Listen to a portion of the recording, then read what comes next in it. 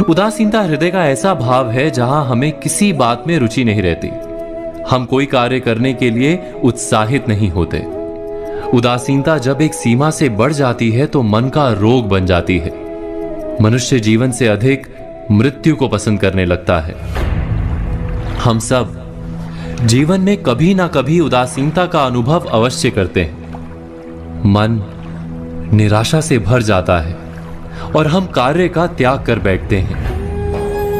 अधिकतर हमारी उदासीनता कुछ समय के लिए ही होती है, इसलिए उससे होने वाली हानि को हम पहचान नहीं पाते। किंतु उदासीनता धीरे धीरे आदत का रूप धारण कर लेती है और हम बार बार उदासीनता के कारण हाथ में लिए कार्य अधूरे छोड़ देते हैं। क्या हमारे सबके साथ ऐसा नहीं होता? तो वास्तव में उदासीनता क्या है? इसका जन्म कहां से होता है? इससे छूटने का उपाय क्या है?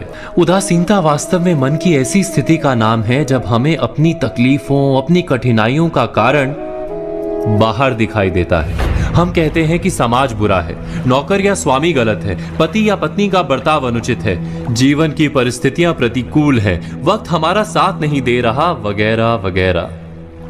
और जब दुख का कारण बाहर होता है तो उसको बदलने का हमारे पास कोई मार्ग नहीं होता।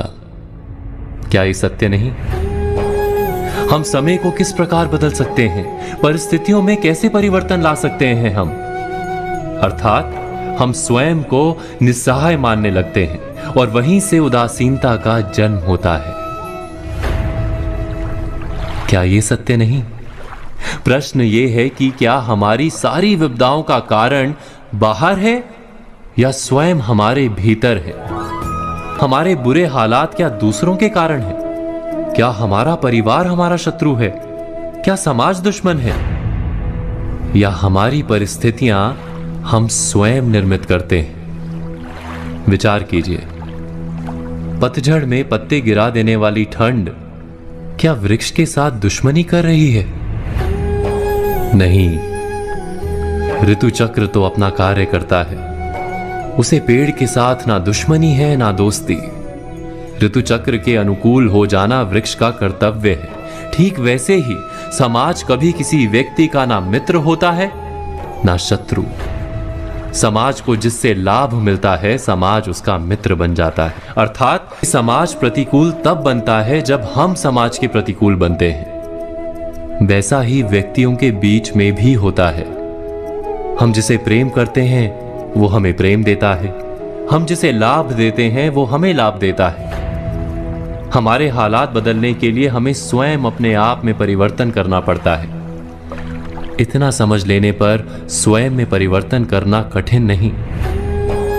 अर्थात जीवन में उदासीनता का कोई कारण ही नहीं, केवल अपने आप में परिवर्तन करना पर्याप्त है। अवश्य विचार कीजिएगा, चिंतन कीजिएगा, मनन कीजिएगा।